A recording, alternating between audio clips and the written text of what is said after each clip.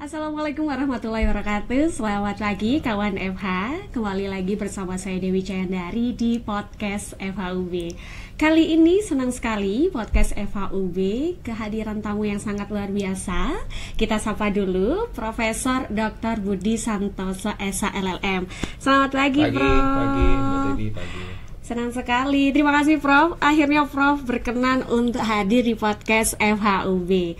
Nah, sebelum kita mulai podcast hari ini, kita sedikit saja memperkenalkan beliau adalah Profesor Dr. Budi Santoso SH LLM, Guru Besar Bidang Hubungan Kerja. Nah, kita tahu ini teman-teman kawan FH yang ada di rumah, data dari Kemenaker ada 26.455 kasus PHK hingga 20 Mei tahun 2025. Sedangkan menurut Apindo, Asosiasi Pengusaha Indonesia, angka PHK mencapai 73.992 kasus per 10 Maret 2025. Dan kalau kita lihat beberapa waktu lalu banyak sekali gelombang PHK yang terjadi di Indonesia. Nah, kasus-kasus ini yang akan kita bahas pada pagi hari ini bersama Prof. Budi, begitu ya Prof ya. Menarik sekali ini Prof. Kita tahu gelombang PHK beberapa waktu lalu banyak perusahaan-perusahaan besar seperti Sritek, Yamaha Musik Indonesia melakukan PHK besar-besaran. Nah, pasti kawan FH yang ada di rumah penasaran. Ada apa ini sebetulnya Prof? Sampai kemudian kita tahu Sritek itu bukan perusahaan baru, ini perusahaan yang sudah sangat lama dan besar. Akhirnya memutuskan untuk mem-PHK karyawan, pekerjanya. Pandangan Prof Budi seperti apa? Ya, memang masalah pemutusan hubungan kerja ini tidak dapat dilepaskan dari mikroekonomi. Jadi secara makroekonominya bahwa masalah ketenagakerjaan ini adalah bagian dari kegiatan ekonomi. Nah, kegiatan-kegiatan ekonomi itu dalam gerak langkahnya tentu akan sangat dipengaruhi oleh berbagai faktor. Salah satunya misalnya mengenai regulasi yang dibuat oleh pemerintah, bagaimana kemudian regulasi itu bisa membuat keseimbangan dalam penyelenggaraan kegiatan ekonomi misalnya oleh para pelaku usaha. Begitu juga memberikan dalam konteks ini adalah memberikan perlindungan juga bagi para pekerja. Nah, bisnis tidak jarang juga ada maju mundurnya. Nah, maju mundurnya bisnis ini tentu akan berpengaruh juga pada kelangsungan pekerjaan si pekerja itu. Itulah mengapa kemudian dalam hal ini perlunya ada regulasi yang dapat memberikan perlindungan kepada para pengusaha untuk kelangsungan bisnisnya dan juga sekaligus perlindungan bagi pekerja dalam hal keberlangsungan pekerjaannya. Baik, menarik ini Prof. Ada dua hal dari Prof mengatakan kenapa kemudian gelombang PHK ini sesuatu yang akhirnya di tahun 2025 ini tidak bisa terhindarkan, begitu Prof ya. Tentunya dalam bidang hukum hubungan kerja begitu, Prof menyoroti dua hal, regulasi baik itu untuk memberi kerja maupun regulasi untuk pegawai begitu ya Prof ya. Ada apa? Apakah Prof menilai bahwa regulasi bagi pemberi kerja sendiri ini masih belum proper atau seperti apa Prof sehingga terjadi PHK yang besar ini? Ya. Memang di sini adalah dilema bagi pemerintah untuk dapat mengatur atau menyusun sebuah regulasi yang bisa mengakomodir kepentingan kedua belah pihak yang tentu ini seolah bertolak belakang.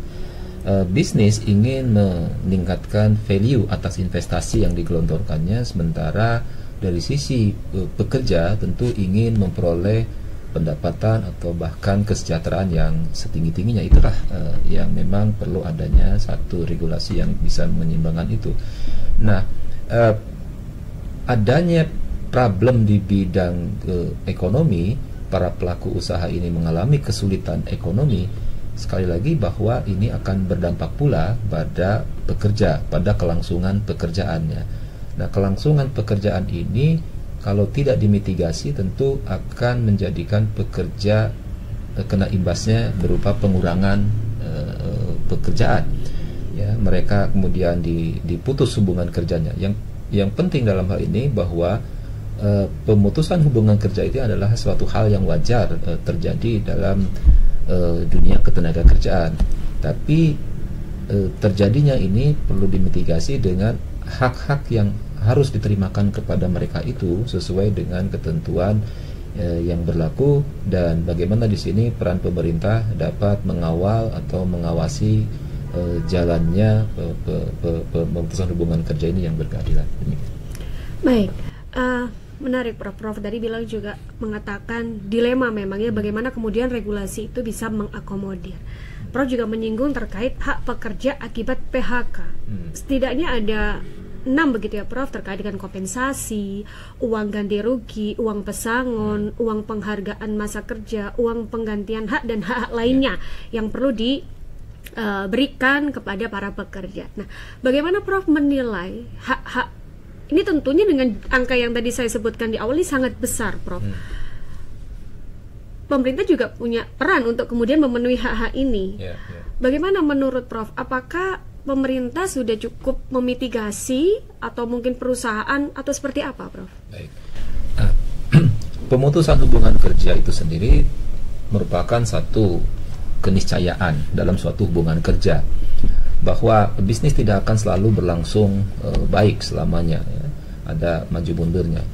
Satu sisi bahwa pemutusan hubungan kerja ini ada tiga kategori yang menyebabkan terjadinya pemutusan hubungan kerja. Satu, kategori yang berkaitan dengan kedisiplinan pekerja atau ketidakdisiplinan pekerja. Yang kedua, kategori yang berkaitan dengan ketidakmampuan pekerja menjalankan pekerjaannya lagi, dan yang ketiga adalah kategori berkaitan dengan operasional bisnis atau karena berkaitan dengan ekonomi.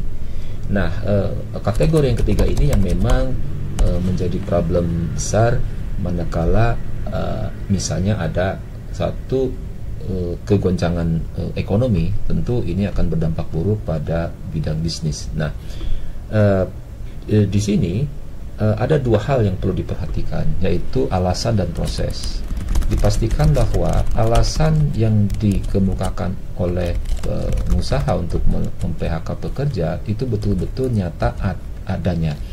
Yang kedua, prosedurnya tentu harus dilakukan secara berkeadilan, bahwa bukanlah yang terakhir sebagai the last resort PHK itu, tapi perlu juga adanya upaya-upaya yang dilakukan oleh pengusaha untuk memitigasi terjadinya pemutusan hubungan kerja. Namun manakala terjadi pemutusan hubungan kerja sebagai cara yang terakhir, tentu pekerja harus memperoleh hak-haknya, ya, ini harus diberikan hak-haknya, yaitu pesangon, penghargaan masa kerja, dan hak lainnya. Memang yang jadi masalah adalah bahwa hak-hak tersebut, ya, ketika perusahaan mengalami kesulitan itu, yang terjadi di publik itu adalah ketika si pekerja tidak memperoleh hak-haknya.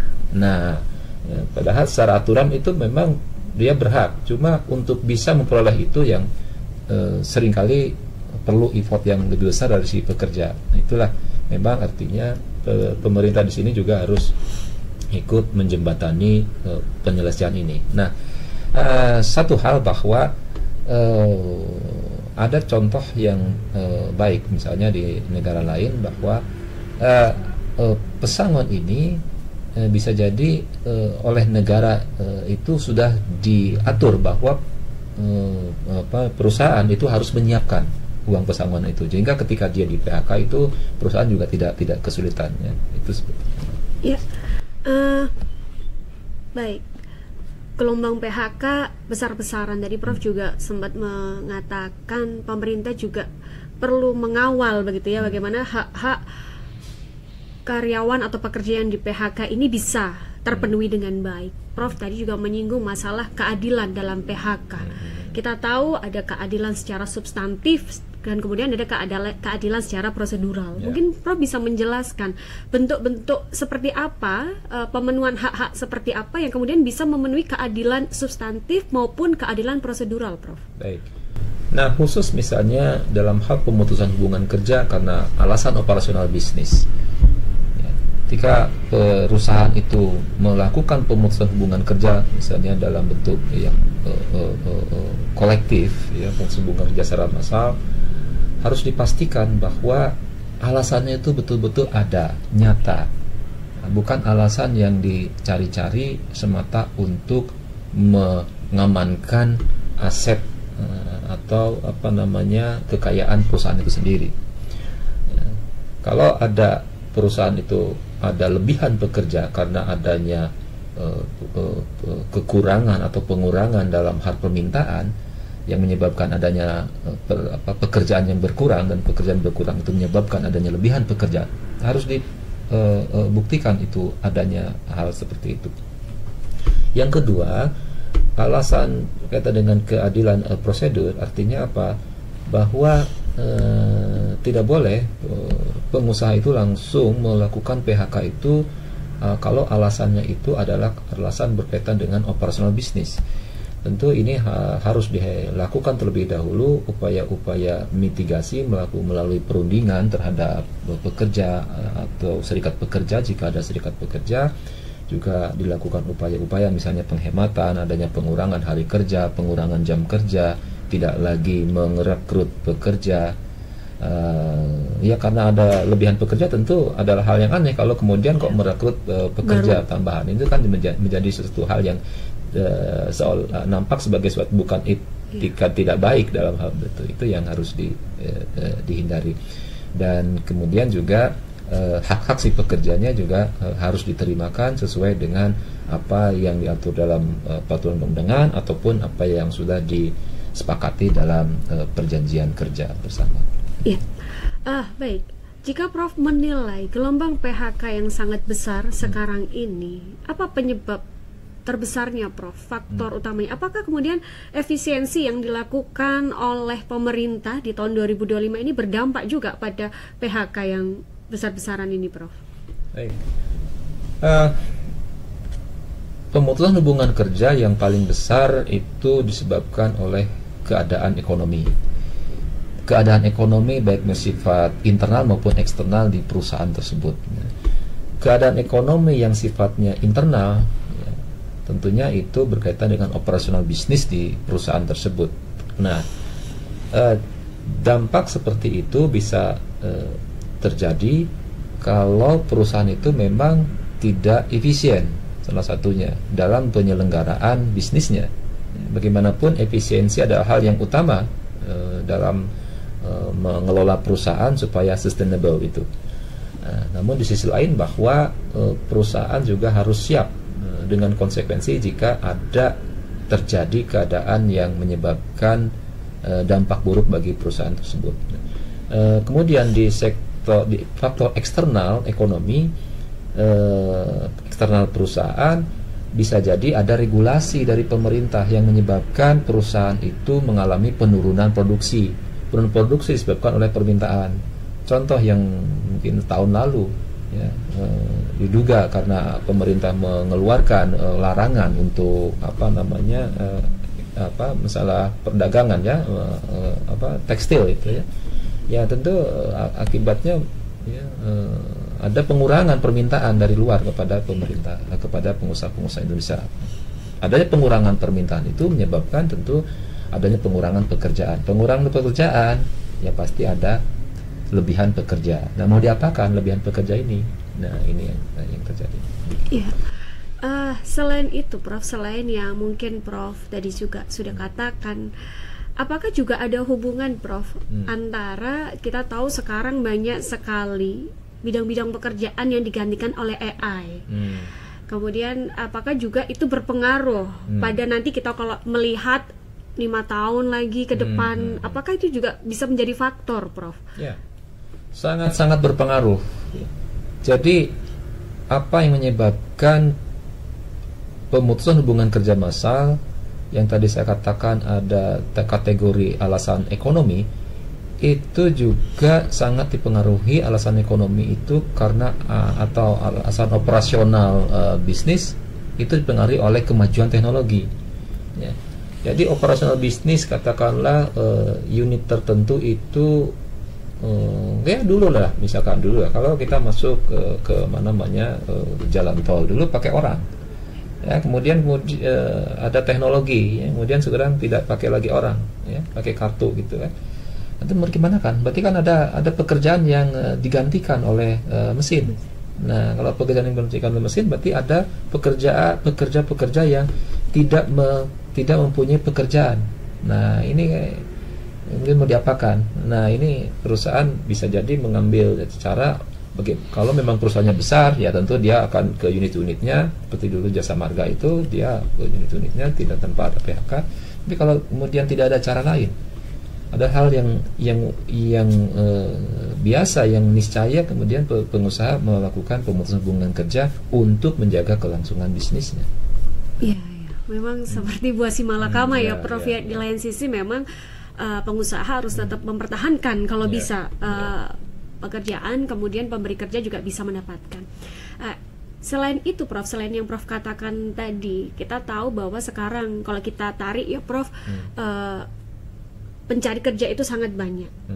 Apakah kualifikasi pendidikan itu kemudian sangat berkorelasi dengan banyaknya lapangan pekerjaan? Artinya ini menjadi syarat yang sangat utama begitu ketika memang kita tahu pencari kerja ini sangat banyak sekali dengan berbagai macam kualifikasi pendidikan. Nah, khawatir kalau tidak hati-hati kan nanti tidak sesuai dengan bidang pekerjaan. Nah, apakah itu juga menjadi faktor kemudian nggak match nih, yang dibutuhkan apa, sedangkan yang masuk apa? Apakah itu juga menjadi faktor? Kita tahu kemarin job fair itu, Prof, itu kan sangat banyak sekali, Prof. Ya, ada satu candaan begini ya. Sebetulnya lapangan pekerjaan itu banyak, tapi kenapa tidak terserap? Ternyata bukan karena jumlah pencari kerja yang sedikit, jumlah pencari kerja tentu lebih banyak lagi. Persoalannya adalah mengapa kok seperti itu. Jadi ternyata ini masalah kompetensi yang dihasilkan oleh misalnya oleh perguruan tinggi itu, ya, dan tidak sesuai dengan kebutuhan pasar. Nah, ini yang menjadi salah satu menjadi PR kita bersama juga. Kemudian juga adanya perubahan teknologi, perubahan cara kerja yang diubah dengan teknologi. Dulu bisa jadi seorang lulusan itu smart, pintar, menguasai di bidangnya. Kemudian dia bekerja di suatu perusahaan misalkan yang memang di teknologi itu sangat dibutuhkan. Tapi karena kemajuan teknologi, bisa jadi 1 tahun, 2 tahun, 3 tahun sudah berubah. Orang ini memang pintar, sangat pintar, tapi karena tidak beradaptasi, tidak adaptif, menjadikan bahwa dia sudah tidak dibutuhkan lagi. Nah, ini perlu ada kemudian bagaimana cara untuk melompat ke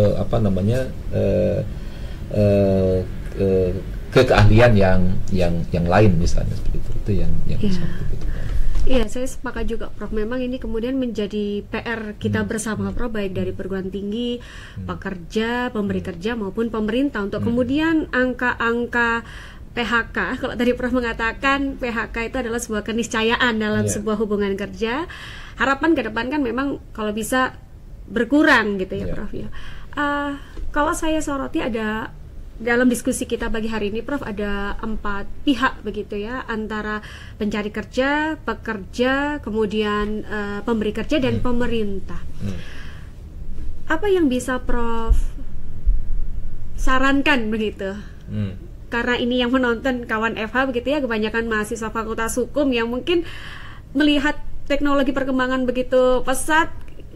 Ada isu bahkan bahwa ini lulusan sarjana hukum nih akan digantikan oleh mesin begitu. Mungkin Prof bisa memberi saran atau pandangan bagi kami semua 4 pihak ini, Prof, untuk menghadapi tantangan yang sangat besar ini, Prof. Nah, kalau untuk para pencari kerja tentunya bahwa dia harus adaptif dengan perubahan-perubahan yang terjadi, harus terus memahami apa kebutuhan pasar terhadap dirinya. Nah, saya kira tidak cukup juga hanya dari perkuliahan, dari kelas gitu ya. Dia juga harus coba mencari dari hal lain, pengalaman-pengalaman lain.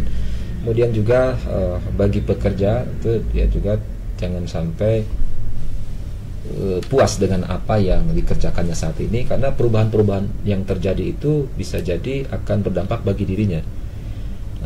Oleh karena itu juga harus terus mengembangkan diri. Kemudian untuk pihak pemerintah, regulator, pastinya bahwa melihat hubungan kerja, melihat pemutusan hubungan kerja sebagai bagian dari hubungan kerja itu juga tidak dapat dilepaskan dari kepentingan bisnis, dari kepentingan sosial ekonomi, membuat satu regulasi yang mengakomodir kedua belah pihak berkepentingan ini supaya ada keseimbangan. Nah, bagaimanapun kita dihadapkan pada kompetisi global, dan ini harus disikapi dengan bijak. Kemudian juga bagi pengusaha tentunya selain ingin memperoleh regulasi yang memberikan perlindungan atas keberlangsungan bisnisnya, kemudahan dalam berbisnis, tentu juga dapat terus meningkatkan tanggung jawaban sosialnya lah kepada pekerja, bagaimana pekerja ini sebetulnya bagian juga dari mereka dalam hal meningkatkan bisnis. Ya. Baik, menarik sekali nih kawan Eva yang di rumah, sangat tercerahkan. Terus terang memang Prof, gelombang PHK ini membuat banyak pihak deg-degan yang seperti kita diskusikan tadi, dan pencerahan dari Prof itu kemudian memberikan semangat bagi kami, bagi para pencari kerja, kemudian membuka pandangan, pikiran pemberi kerja juga bahwa harus ada tanggung jawab moral yang tadi Prof katakan, itu sangat menarik sekali. Baik, terima kasih banyak Prof atas sharingnya, berbagi pengalaman, berbagi ilmu kepada kawan Eva yang ada di rumah. Jangan kapok untuk kami undang lagi untuk membahas masalah-masalah ketenaga kerjaan, dan saya ucapkan terima kasih kepada Prof dan juga kepada seluruh kawan Eva. Kita cukupkan podcast pagi hari ini. Terus saksikan, simak video-video podcast FHUB di YouTube FHUB. Terima kasih, selamat pagi. Wassalamualaikum warahmatullahi wabarakatuh. Waalaikumsalam warahmatullahi wabarakatuh. Terima kasih Prof.